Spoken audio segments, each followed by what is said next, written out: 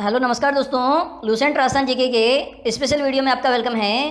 तो यहाँ डिस्कस किए जाएंगे इंपॉर्टेंट क्वेश्चन है और इनको फुल्ली एक्सप्लेन किया जाएगा ताकि एग्जाम में आपके क्वेश्चन गलत ना हो और आप बिना किसी डाउट के सही आंसर दे पाओ। तो बने रहिए हमारे वीडियो के साथ दोस्तों। और अभी तक चैनल को सब्सक्राइब नहीं किया तो इसे सब्सक्राइब कर लीजिए और इस वीडियो को अपने दोस्तों के साथ भी शेयर कर दीजिए। तो आज का हमारा पहला क्वेश्चन है, राजस्थान का राज्य पुष्प है। तो पुष्प की यहाँ पर बात हो रही है। तो आप सभी जानते हैं रोहिड़ा आपका राज्य पुष्प है, लेकिन रोहिड़ा को कब राज्य पुष्प का दर्जा दिया? तो सन 1983 में यह दर्जा दिया गया था।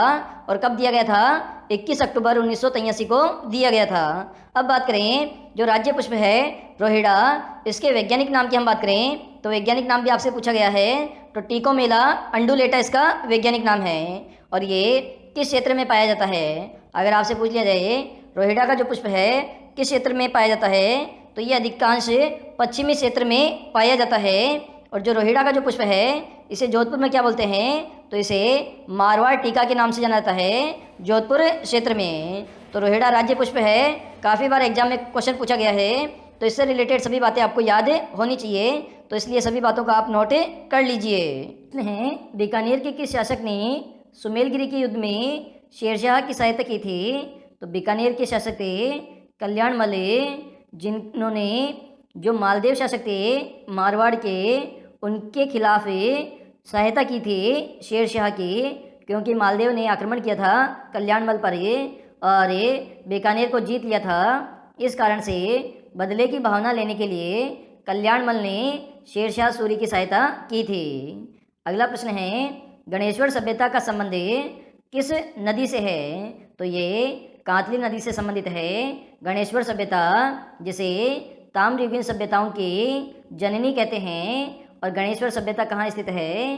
तो ये सीकर में स्थित है। अगला प्रश्न है आपका, किस प्राचीन सभ्यता स्थल को ताम्रवती के नाम से भी जाना जाता है? तो आहर सभ्यता स्थल को ताम्रवती के नाम से भी जाना जाता है। अगला प्रश्न है, केंद्र शासित प्रदेश अजमेर मेवाड़ को राजस्थान में विलय कब हुआ था? तो इसका विलय 1 नवंबर 1956 को हुआ था। और कौन से चरण में हुआ था? तो 7वें चरण में विलय हुआ था अजमेर मेरवाड़ा केंद्र शासित प्रदेश का, जो कि राजस्थान का एकमात्र केंद्र शासित प्रदेश था।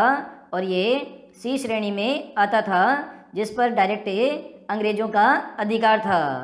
अगला प्रश्न है, 23 दिसंबर 1912 को लॉर्ड हार्डिंग पर वर्धमान विद्यालय के विद्यार्थी ने बम फेंका था, वह था? तो ये जोरावर सिंह था, जिसने लॉर्ड हार्डिंग पर बम फेंका था। अगला प्रश्न है आपका, कुंभलगढ़ दुर्ग का निर्माण महाराणा कुंभा ने किस शिल्पी के निर्देशन में पूर्ण करवाया था? तो मंडन शिल्पी के निर्देशन पर पूर्ण करवाया था कुंभलगढ़ दुर्ग का निर्माण। और कुंभा की जो पत्नी थी कुंभल मेरू, उसके नाम पर इस दुर्ग का नाम रखा था। और ये राजसमंद जिले में स्थित दुर्ग है। अगला प्रश्न है, आबू के प्रसिद्ध मंदिर लूण व शाही और विमल शाही है। तो ये दोनों ही जैन धर्म से संबंधित मंदिर है। अगला प्रश्न है, सन्यासियों का सुल्तान उपनाम से किसे जाना जाता है? तो ये हमीमुद्दीन नागौरी को जाना जाता है सन्यासियों के सुल्तान के उपनाम से। अगला प्रश्न है, राजस्थान के वह लोक देवता जिसने महमूद गजनबी से युद्ध किया था? तो ये गोगाजी लोक देवता थे, जिन्होंने महमूद गजनबी से युद्ध किया था। अगला प्रश्न है, 4 बेत जो कि एक लोक गायन शैली है, कहाँ की प्रसिद्ध है?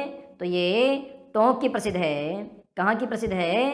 टोंक की प्रसिद्ध है 4 बेत लोक गायन शैली। अगला प्रश्न है आपका, धींगा गणगौर प्रसिद्ध है। तो ये आपके उदयपुर की प्रसिद्ध है। कहाँ की प्रसिद्ध है? तो उदयपुर की प्रसिद्ध है। अगर क्वेश्चन में आ जाए धींगा बेतार मेला कहाँ बढ़ता है? तो ये आपका जोधपुर में बढ़ता है। तो दोनों में आपको कन्फ्यूजन बिल्कुल भी नहीं होना है। अगला प्रश्न है आपका, सर टॉमस रो ने अपना परिचय मुगल सम्राट जहांगीर को किस स्थान पर दिया था? तो इन्होंने मेघनीज दुर्ग, जो कि अजमेर में स्थित है, यहाँ पर अपना परिचय दिया था जहांगीर को। कब दिया था? जनवरी 1616 ईस्वी में दिया था। अगला प्रश्न है बिनोटा है। तो बिनोटा क्या है? तो दुल्हा दुल्हन के विवाह की जो जूतियाँ होती है उसे हम बिनोटा कहते हैं। अगला प्रश्न है आपका राजस्थान में मिट्टी की मूर्तियाँ बनाने की हस्तकला का मुख्य केंद्र है। तो ये मोलेला गांव में जो कि राजसमंद में स्थित है, इसे मिट्टी की मूर्तियों बनाने का हस्तकला का केंद्र कहते हैं और यहाँ के मोहनलाल को राष्ट्रपति पुरस्कार मिला है इसी मिट्टी की मूर्ति कला के लिए। अगला प्रश्न है महाराणा कुंभा द्वारा रचित 4 नाटकों में कीर्ति स्तंभ के अनुसार किस भाषा का प्रयोग किया गया है? तो इसमें मेवाड़ी भाषा का प्रयोग किया है कुंभा के द्वारा नाटकों की रचना में। अगला प्रश्न है खुमान रासो नामक ग्रंथ की रचना किसने की थी? तो ये दलपत विजय के द्वारा की गई थी खुमान रासो नामक ग्रंथ की रचना। अगला प्रश्न है आपका वह नृत्य जो बिना किसी वाद्य यंत्र के गरासिया जाति द्वारा सिरोही और आबू क्षेत्र में धीमी गति से किया जाता है। तो ये वालन नृत्य है जो कि गरासिया जनजाति द्वारा किया जाता है और इसमें किसी भी वाद्य यंत्र का प्रयोग नहीं होता है।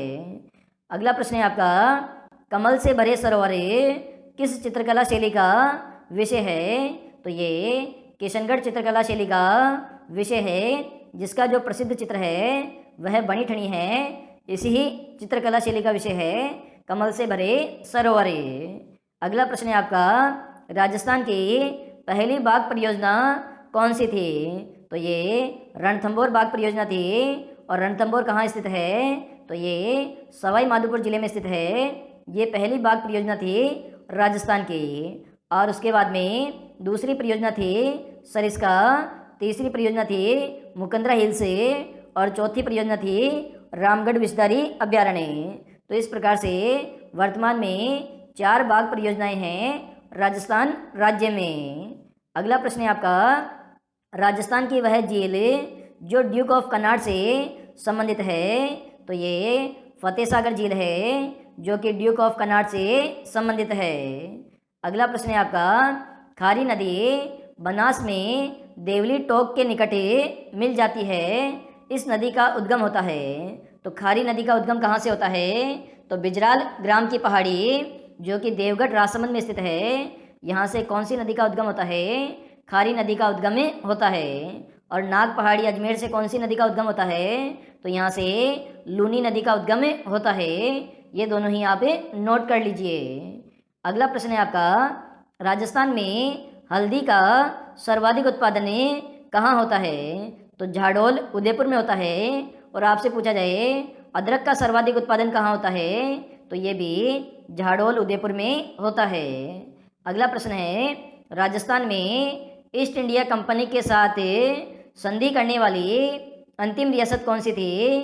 तो ये सिरोही रियासत थी जिसने सबसे अंत में ईस्ट इंडिया कंपनी के साथ संधि की थी। अगला प्रश्न है आपका राजीव गांधी ट्राइबल यूनिवर्सिटी की स्थापना कहाँ होगी? तो ये बांसवाड़ा में स्थापना होना प्रस्तावित है। अगला प्रश्न है आपका निम्नलिखित में से एक जिला जो डांग का क्षेत्र का भाग नहीं है। तो अलवर डांग क्षेत्र का भाग नहीं है क्योंकि ये तो मेवात क्षेत्र का भाग है। इसके अलावा धौलपुर, करौली और सवाई माधोपुर ये तीनों ही जिले डांग क्षेत्र के भाग है। अगला प्रश्न है आपका देवयानी तीर्थ स्थल स्थित है। तो इसे सांबर झील में स्थित है देवयानी तीर्थ स्थल, जिसे तीर्थों की नानी भी कहते हैं। क्या कहते हैं? तीर्थों की नानी कहते हैं। और तीर्थों का भांजा किसे कहते हैं? तो ये मंचकुंड धौलपुर को कहते हैं। अगला प्रश्न है उप सरपंच का निर्वाचन किसके द्वारा होता है? तो ये निर्वाचित सरपंच और पंचों के द्वारा होता है उप सरपंच का निर्वाचन। अगला प्रश्न है आपका परवन परियोजना किस जिले में स्थित है? तो ये आपके झालावाड़ जिले में स्थित है परवन परियोजना। अगला प्रश्न है मालवगढ़ सिक्के मिले हैं। तो ये नलियासर, सांबर से मिले हैं मालवगढ़ सिक्के। अगला प्रश्न है मुडियारी खात का विषय है, तो इसमें मारवाड़ के राठौड़ों का इतिहास लिखा गया है मुडियारी ख्यात में। अगला प्रश्न है राजस्थान प्राच्य विद्या प्रतिष्ठान स्थित है, तो ये आपके जोधपुर में स्थित है राजस्थान प्राच्य विद्या प्रतिष्ठान। अगला प्रश्न है राजस्थान में क्रीड़ा विश्वविद्यालय कहाँ स्थापित किया गया है, तो ये झुंझुनू में स्थापित किया गया है क्रीड़ा विश्वविद्यालय। अगला प्रश्न है आपका निम्नलिखित लेखकों में से हिस्ट्री ऑफ राजस्थान के लेखक कौन हैं, तो ये रीमा आहूजा है जो कि हिस्ट्री ऑफ राजस्थान की लेखक है। अगला प्रश्न है आपका 1943 ईस्वी में तेज कवि ने स्वतंत्र बावनी की रचना कर किसको भेंट किया था, तो ये महात्मा गांधी को भेंट किया था तेज कवि ने स्वतंत्र बावनी की रचना करके। अगला प्रश्न है डॉक्टर एल.पी. टेसीटोरी संबंधित है, तो ये आपके चारण साहित्य से संबंध है एल.पी. टेसीटोरी। अगला प्रश्न है डींगला भिंडरिया क्या है, तो ये मेवाड़ में प्रचलित तांबे के सिक्के हैं जिनका नाम है ढींगला और बिडरिया। अगला प्रश्न है किस शासक को मेवाड़ की बौद्धिक और कलात्मक उन्नति का श्रेय दिया जाता है, तो ये महाराणा कुंभा को दिया जाता है जिन्होंने सबसे अधिक 32 दुर्गों का निर्माण मेवाड़ में करवाया है। इस कारण से इसे मेवाड़ की बौद्धिक और कलात्मक उन्नति का श्रेय दिया जाता है। अगला प्रश्न है भारतीय प्राचीन लिपि माला के लेखक का नाम है, तो गौरीशंकर हीराचंद ओझा है प्राचीन लिपि माला के लेखक का नाम है। अगला प्रश्न है निम्नलिखित में से कौन सा युग में सुमिलित नहीं है, तो झाड़शाही सिक्के जयपुर रियासत में प्रचलित थे, बिल्कुल सही है। विशोपंख सिक्के चाहवन वंश में प्रचलित थे, बिल्कुल सही है। दब्बूशाही सिक्के मेवाड़ में प्रचलित थे, बिल्कुल सही है। लेकिन विजयशाही सिक्के बीकानेर रियासत में प्रचलित थे, ये ऑप्शन आपका गलत है। अगला प्रश्न है आपका मारवाड़ के किस राठौड़ शासक ने मुगलों की अधीनता स्वीकार नहीं की थी, तो राव चंद्रसेन ने मुगलों की अधीनता जिसमें अकबर था उस समय मुगल शासक इसकी अधीनता स्वीकार नहीं की थी और नागौर दरबार से चले गए थे राव चंद्रसेन, इसलिए इन्हें मारवाड़ का प्रताप कहते हैं। जिस प्रकार से महाराणा प्रताप ने अकबर की अधीनता स्वीकार नहीं की थी, उसी प्रकार चंद्रसेन ने भी अकबर की अधीनता स्वीकार नहीं की। अगला प्रश्न है आपका राणा सांगा ने किस युद्ध में बाबर की सेना को हराया था, तो बयाना के युद्ध में हराया था।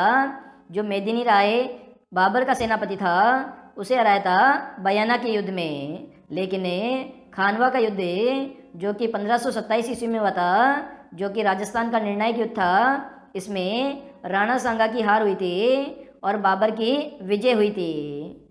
अगला प्रश्न है आपका किस राजपूत मनसबदार को अकबर ने फरजंद की उपाधि दी थी, तो ये मानसिंह को दी थी फरजंद की उपाधि अकबर ने, और इसे मिर्जा राजा की उपाधि भी अकबर के द्वारा दी गई थी।